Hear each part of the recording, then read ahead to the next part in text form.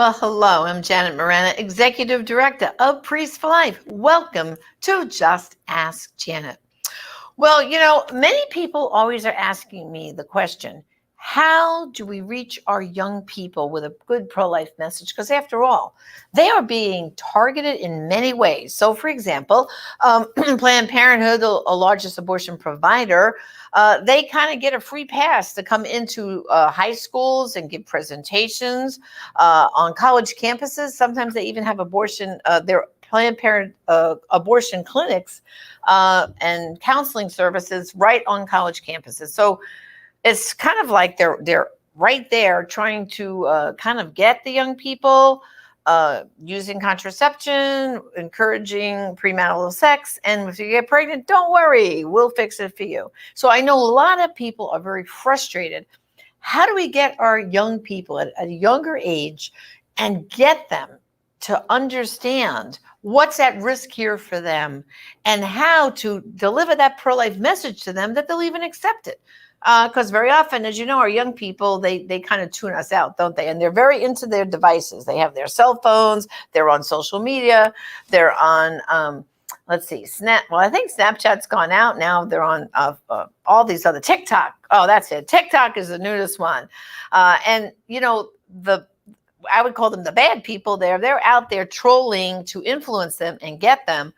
Excuse me. And we've got to come up with resources. Well, one of the best groups that comes out with resources is a group called Human Life Alliance. I've been friends with them for years. Their president, Joe Langfeld, and we gather at least 4 times a year for pro-life leader meetings and strategy sessions.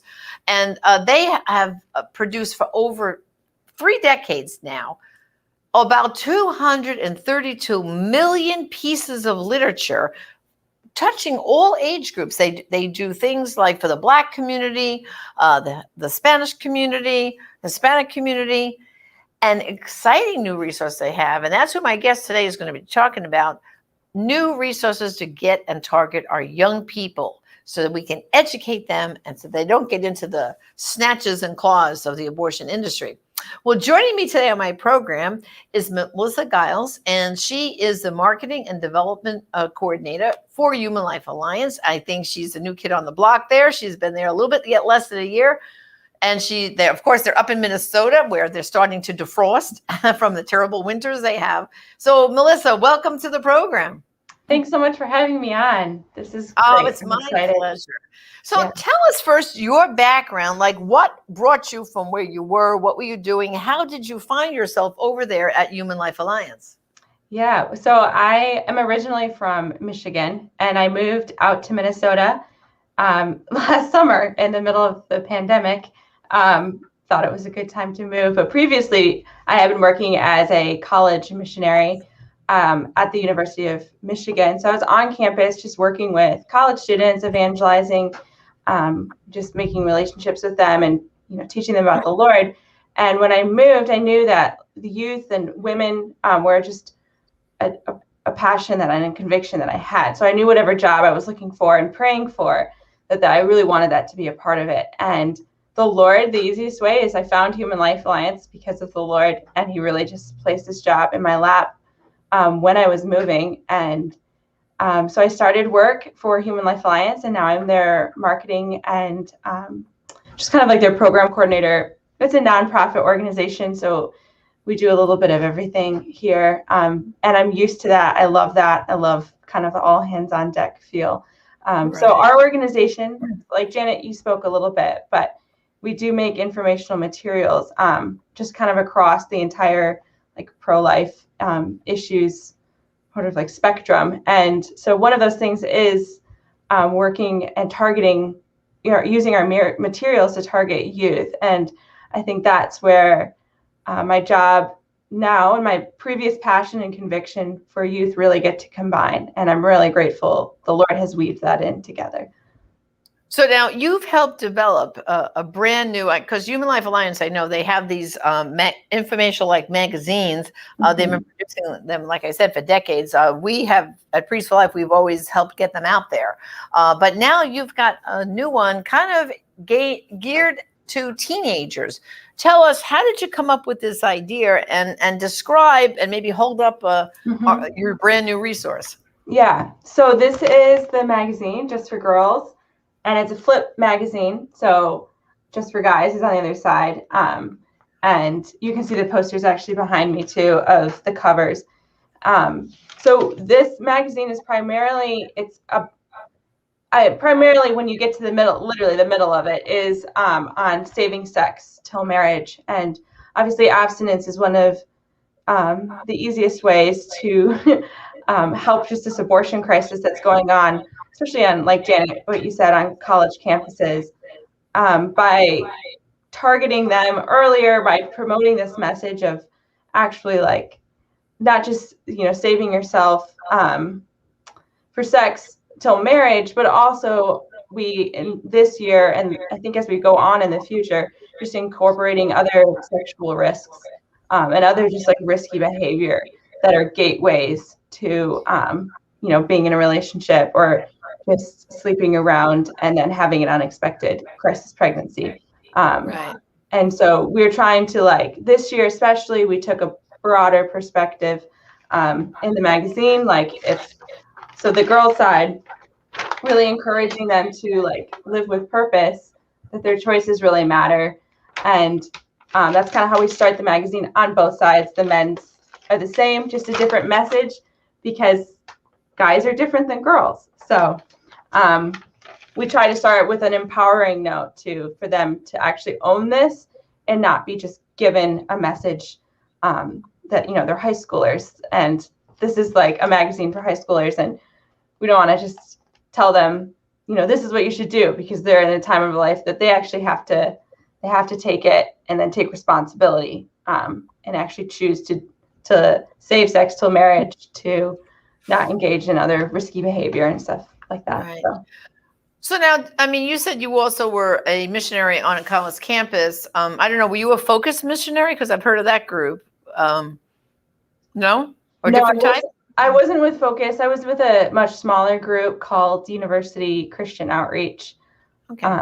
That's primarily just a Midwest Christian organization. Okay, great. And so, I always think about teenagers. Of course, I raised 3 daughters, and, whenever parents try to talk to their kids about risky behavior and stuff, most kids, they, mom, they roll their eyes, as you know. Mom's not cool, dad's not cool, you don't know what you're talking about. So how does this magazine get kind of down to their level where they're even going to want to pick it up and look at it? What have you done to kind of draw them in? Mm-hmm. Initially, I mean, if you just look at the cover of the magazine, it's very sophisticated, I think, for a high school student. And we have gotten, like, when we initially were just drawing up this design, it was bold, because if we've made this year after year for over like 14, 15 years, and the covers have changed a lot. And high schoolers are now perceiving themselves to look like this, to be like this. This is how they see themselves. And so we wanted to make a material for them this year that was actually like engaging with them, that was not speaking down to them, but also like that was going to grab their attention, that was going to make this kind of have a cool factor without it being like too cool and like we were overcompensating trying to relate. And well, so, yeah, you don't want to make it look like you're pandering to them too much either, right? So when you say, just to give our audience here a little bit more of an idea, maybe they're not aware of all the risky quote behaviors. When you're referring to risky behaviors for teenagers in this day and age, what's that list look like of risky behavior? Yeah, good question. There's a lot of things that can fall on that list now because of just technology and social media. I think the ones that we cover in this that I think are the biggest are pornography, sexting, which now they call nudes. So we have a whole article on the girls' side of do you send nudes? And unfortunately, it's not the girls that are initially just sending them as soon as they're in relationships, but the young boys asking for them. That's kind of like the new first wave. We got to help people understand. Okay, let's go back for a minute now. Describe what sexting. I know, but I don't think everyone's going to know this. Yeah. Let's get into that. What is sexting? Because I think parents are going to hear this and go, "What?" Tell them what sexting is. Yeah, sexting is sending digitally through Instagram, through Facebook Messenger, through Snapchat, through basically any program you could, through texting on your phone, a sexually explicit image of yourself. And so it's just highly dangerous because, as we all know, everything stays on the web. Even if you delete it off your phone, it still exists somewhere. And so this is kind of like when I was in high school, this was like starting to like float around and it was a thing. But now it's just kind of an expected norm in high school behavior and in high school, not even necessarily relationships, but you can have a thing with a guy and that guy will feel like he can have enough room to ask that from a girl. And so, yeah, that's what sexting is. Okay, so basically now we're dealing with something that this is parents beware, because if you let your teenagers hang out in their rooms with the door closed, they've got their iPad and their cell phone, then they could be using these devices to take almost like a very nude kind of sexually explicit picture of themselves and sending it to sometimes maybe just one guy who they really like and they want to impress him, or even to a group. And in fact, if you watch these, there's a series on TV called SVU, Sex Crimes. You must have seen that, right? Law and Order stuff. Yeah. And they did a whole episode on this. And one girl in particular did it like thinking it was like a joke. They were kind of daring her to do it, so to speak. And she was the kind of girl who never had sex with anyone. It was very shy. But they almost challenged her, oh, you're a prude. So she did it. And what you're saying is it stays on the internet. It went viral. Yeah. And then a fella from her class actually grabbed her and raped her because he thought it was A-okay with her. So, for parents to understand, this sexting has turned into be almost like a vicious game, so to speak, with some of these young people, right? Mm-hmm. Yeah, it has. And I think that's why we dedicated a whole section to it on the women's side. And even, like Janet, what you said, like we verbatim say, like, you're not a prude. These poor girls are stuck between like being a prude or being called a slut. Sorry if that's strong, but that's what high schoolers will call them if they send those images out. So they're kind of stuck in this just like hard place. And I think like one of the encouraging things was that, and we included that in this magazine this year, was that actually the New York Times of all places published an article kind of exposing this like link between sexting, sending nudes, and the pornography industry and kind of just the sexual violence that's going on among women right now. And we included that in this like magazine because I think we wanted to bring in that element of like, this was actually on a public platform. Like, and here's this young girl's story. Her name is Savannah. And it was just kind of like, Janet, what you spoke of, that was her story as well. And she had never had sex, never even kissed a guy. And it sent a nude thinking it would only be to him, and come to find out he sent it to the whole school. And then it ended up on a porn site. And it kind of like, this poor young girl, 14 years old, hadn't had sex and her life was already ruined. And I think she's seeking redemption now in her life. But I think that's why it's so important to include these other things like sexting and sending nudes and pornography.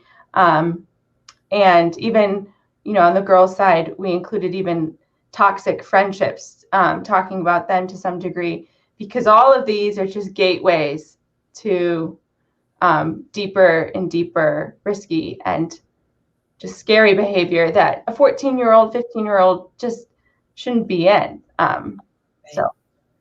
Well, and you know what? I saw a study not long ago out actually, it was a Canadian study, and they said that young people in that age bracket, like you just said, 13, 14, 15, that age group in particular, for them, they ask, what's important for you? Like, back when I was a teenager, what was important? Oh, I want to go to college. I want to have a career. And then eventually I want to get married and have kids. These kids were saying, by and large, the survey said that most of the kids, 13, 14, and 15, all they wanted to do was to be famous on Facebook. And that's where this sexting thing becomes so dangerous, because there's this desire to get likes. Did you address that at all in this magazine? Because that, to me, also is risky behavior, because you don't know what kind of, like now with a phone, you can kind of take it like this. You can quickly flip it to yourself, do your own video, post it, and then they want to see, is it going to go viral? And so therefore, the things they're doing, some of these kids, it is risky behavior because they're just trying to be famous. What can you say to that?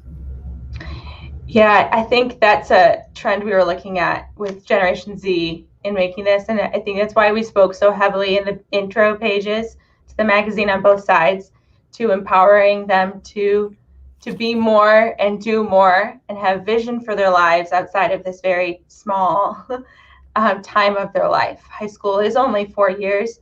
And we want them to just think, when they can get kind of like a bird's eye view of their life, they'll understand a little bit more the possible impact of their decisions and the possible impact of them placing so much emphasis on being popular or being famous. And I think it is, for me, honestly, it's heartbreaking to see kids just sort of killing themselves over wanting to be popular, to do anything to kind of have, what they call it now is called clout, to have clout, to be cool.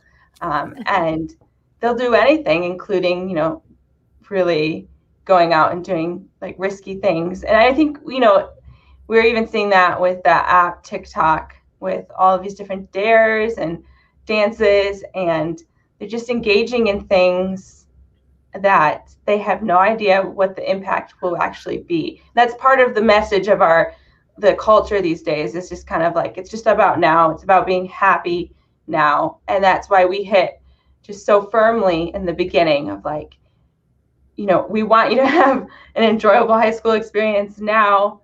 And actually to do so is to start making hard decisions now, and starting to choose for yourself to not engage in these things, and to have, like, I think we speak a lot to just that they're worthy, they're valuable, their lives do actually matter.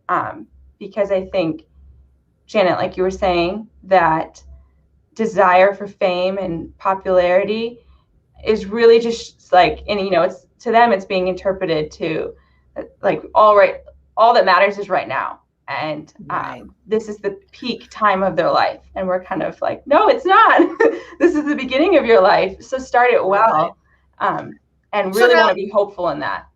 Yeah. In addition to sexting, then, what other are the risky behaviors that these young people are wading into? So I just want parents to be aware, like, what else is out there. I mean, I'm sure some parents listening right now have said, oh my gosh, I never even knew about sexting. But what other risky behaviors are in this magazine that you warn them against? Yeah. So I think this is where it differs a little bit from the guy side to the girl side. So briefly on the girl side, some of the other risks that we attack are, well, starters, pornography.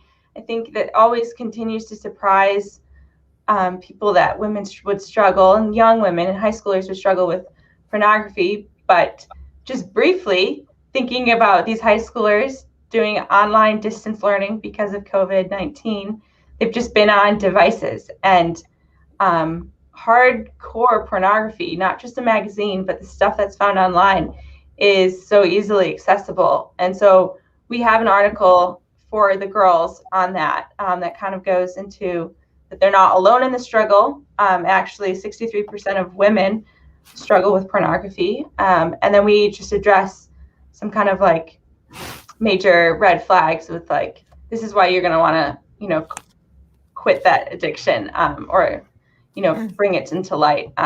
The other thing that we addressed, which is a brand new piece for this magazine, is on bullying and actually seeking genuine relationships and genuine people. And so this is actually my story from when I was in high school and I was bullied. And I think I realized how much of that was could have made or completely broken my life. And thankfully, because I know the Lord and because I was following him during that time, I didn't, fall into risky behavior with men. But I felt the temptation because my relationships and friendships with women, especially in high school, are just tricky, and there's a lot of cliques and there's a lot of drama that just always is going to exist. And it's actually, I think, on the rise. I think I can see it in the future too. It's just this really being a gateway of well, if women don't want to be my friends, then I'll go be friends with men because it's much easier. And then that exposes them to a whole other realm of risky behavior. Because girls deserve good relationships with girls and vice versa for the men. And so we included that in this year to just sort of speak to the reality that many face in high school, many high school girls and boys face in those years, that bullying is real and that you can decide what to do with that pain. Right. And I want people to understand, that bullying, I think right away people think that it's only the girls that are affected by bullying. And of course, girls can be very catty. And like you said, cliques are huge. And if you're not in the popular clique. But don't you think that the bullying is also on the guy side too? Because there's great pressure, I think, among guys to have sex. Come on, what do you mean? You haven't had sex with anyone yet? It's you're not part of the in club of guys then, right? Isn't there a pressure is really on the guys too, right? Yeah, totally. And I think obviously I'm not, I was never a high school boy. And so I, couldn't write to that or speak to that, but we do kind of address that in the magazine in a little way when we kind of make this challenge for them, for the young guys, that you don't actually have to, you don't have to cave to that pressure. That this is actually a moment that can really make you into a man by not caving to that pressure. But I think you're totally right, Janet.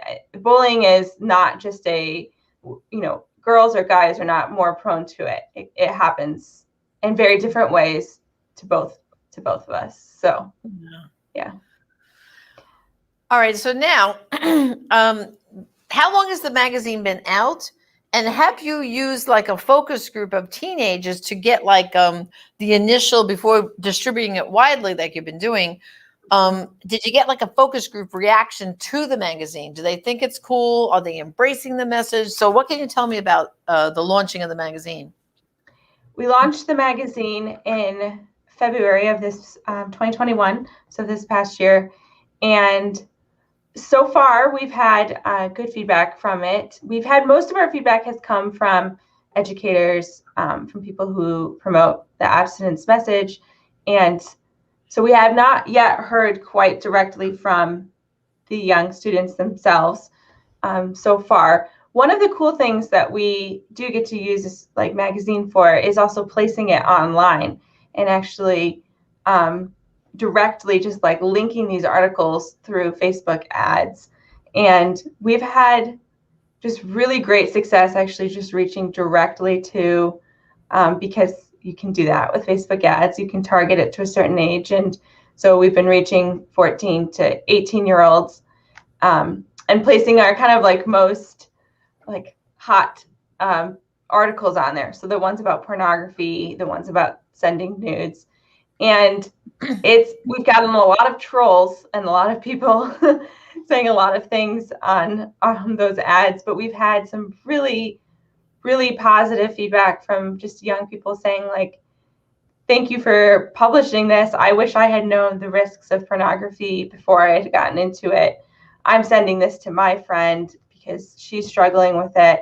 Or another 15-year-old who was just using the article that we had placed online, and just this 18 pages of comments, this thread of conversations from all these teenagers, kind of duking it out on the risk of porn, and some thinking it's totally fine, and this one young kid just being like, using our article and his own personal experience to really combat that. And it's been beautiful to see, actually, because it's given us a lot of hope here in the office of like, okay, kids are reacting to this, but also kids are seeing it, and they are changing, and they are, not just, they're waking up and taking ownership of their lives. And it's really encouraging to see. So tell us now, if people want to order copies of this, maybe for their youth group at their church, maybe there's a teacher watching right now, and maybe she's not just Zoom teaching, but they're in the classroom, and she'd like to get them and just, put them. Sometimes I think, it's great to put a stack of these, in a hallway counter and just see if they disappear, if the kids grab them themselves, So tell us, Melissa, how can we order them? Give us the website and how to place an order. Yeah, well, you can head to humanlife.org and purchase these magazines. They're 50 cents a copy. And the other resource that we have, which is completely free and available, is we have these digitally online they're called digital flip books. And this is also a flip magazine, and we have a flip book, so it's a little confusing. But that has a shareable link where you can just have a link to the full magazine. It's just digital.